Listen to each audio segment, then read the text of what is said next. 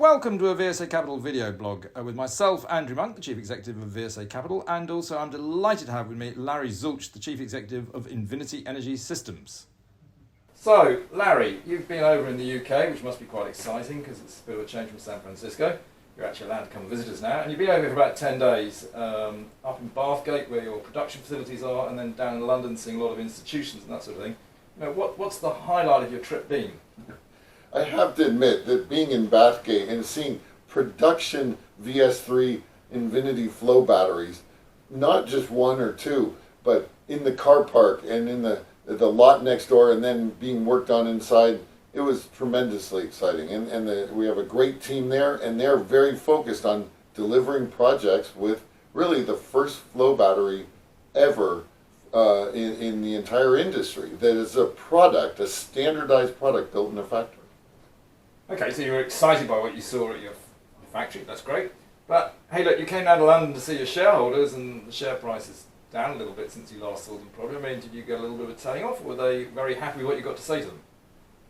Unfortunately, we have not had a lot of news, but fortunately, we have been doing a lot of work, and that's all coming together, and I've been really happy to be able to talk to our shareholders and tell them what's coming along in the future, as much as I can, of course.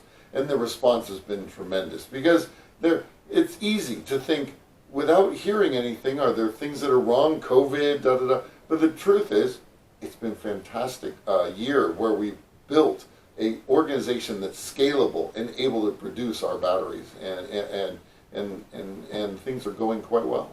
I mean, in fairness, I was in a lot of the meetings, so I can verify that. Actually, the shareholders were actually delighted to see you, particularly in person, and actually very happy with the progress. I mean, all of them were remarkably happy, actually, and it's nice to see at the end of the week when you've been talking to them, to see your share price going up. So, I mean, you know, they've obviously responded well to it. But what would you say was maybe, you know, the best question you were asked that you felt, yep, that's the question that really gets to the nitty-gritty? I think one of the questions is, what makes you the right alternative to lithium battery storage? I was asked that a couple of times. Why you? Why Invinity? And we said, we're making a utility-scale energy storage device. It isn't about vanadium flow. That's the technology underneath it. It's not about the projects we're delivering. That's proving that it works. Utility grade means that it's safe, doesn't catch on fire, that it is long life, so it doesn't wear out prematurely, and that it's economical. At least when you look at our battery over the lifetime of the battery, the amount of storage that you can put through it is quite high, and that means that the price per unit storage, per megawatt hour, is really good. And I mean, two of the big topics that shareholders wanted to talk to you about as well was the Oxford Superhub, Energy Superhub Oxford, which obviously has been delayed a little bit, and I suspect when you came over you were hoping it was already in action, but maybe you have to wait a few more weeks. And obviously your joint development and commercialisation agreement with Siemens Gamesa. I mean, how did those two issues go down with the shareholders? And people were very happy to hear that Energy Superhub Oxford is coming together very nicely. This is the first time that our new product, the first Invinity product, is out in the field. And it's true. I was hoping that I could announce that the first third, the first cluster, was under operation with Wärtsilä managing it, and then Habitat trading on that basis. That will happen right away.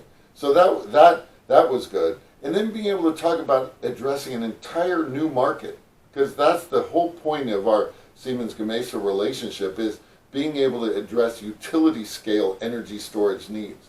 When you look at what's going to be required to transform the energy infrastructure in the UK, in the EU, in the US, it's an amazing amount of energy storage that's required to make renewable energy dispatchable. And that deal positions us beautifully for taking advantage of what's coming all around the world.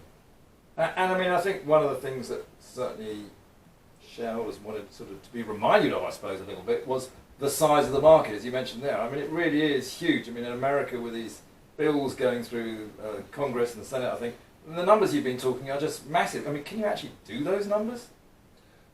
We are building up and building an organization that's scalable so that we can take our existing product and future versions of that and be able to address a big chunk of the market. But it does take a partner like a Siemens Gamesa to be able to address the larger opportunities. They are enormous. In that initial infrastructure bill, the $1 trillion one, not the big one. In that $1 trillion bill, there's about 60 or 70 billion dollars to be spent on long duration energy storage. We of course believe that we have the most advanced product to address those needs. So it's big. There'll be a lot of work scaling up to take advantage of it, but we're excited about doing so. And you were asked quite a lot of questions about alternative solutions for long-term energy storage. Iron, batteries, zinc bromide batteries, sodium this batteries. I think somebody was even talking to us today about craning concrete blocks up a crane and then letting them back down again to, create energy.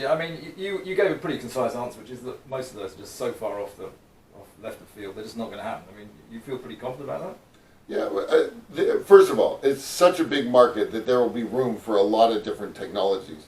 But most of them are right now at the sort of science project level, or maybe there's a prototype out in the field here or there. And that's very, very different from where we are right now. We're producing a product. We're a product company, making a battery as a product. There's no other alternative product today on the market to lithium storage. So it's not, we don't look at them as competition. We look at them as interesting science projects. It must be quite frustrating. You're tantalisingly close, I sense, to announcing some fantastic bits of news and orders, but you can't say so till you've signed them, really, can you? And so it must be quite frustrating. I can sometimes feel you want to say, yeah, but we've signed up this and we've signed up that. Are you frustrated? I really would like to be able to talk about things that are in process, but we've actually used a lot of discipline to only talk about projects once they are signed, money is exchanged hands, and that's one of the ways we're looking to get credibility. It certainly puts us in a different category than some of the other providers or potential providers of energy storage when they're talking about MOUs this and possible that. We talk about real things. So it does get a little frustrating, but it also, I think, is the right answer. So I think to sum it up, you've had a pretty good 10 days in the UK. You're going back pretty happy, and when are we going to see you again? It's been a fantastic 10 days, a terrific 10 days, and I really can feel the difference when we're able to talk to people in person. There's an ability to just connect that I've always found a little frustrating with Zoom, that you're at a distance. So I'll be back actually probably near the end of next month is our current plan. And obviously we provided you with some pretty nice weather, didn't we? I thought it was like this always in London, and therefore I would want to move if that were the case. It was beautiful weather this week, and I've really enjoyed it. But actually, just finishing on the weather, because us Brits love to talk about the weather, but there is a key point of that, is that the sun doesn't always shine, and the wind doesn't always blow. And there was one final interesting thing that I thought came up in some of the meetings, and that was all to do with green hydrogen. Green hydrogen's great, but you've got to have renewable power to make it, otherwise the carbon's in there.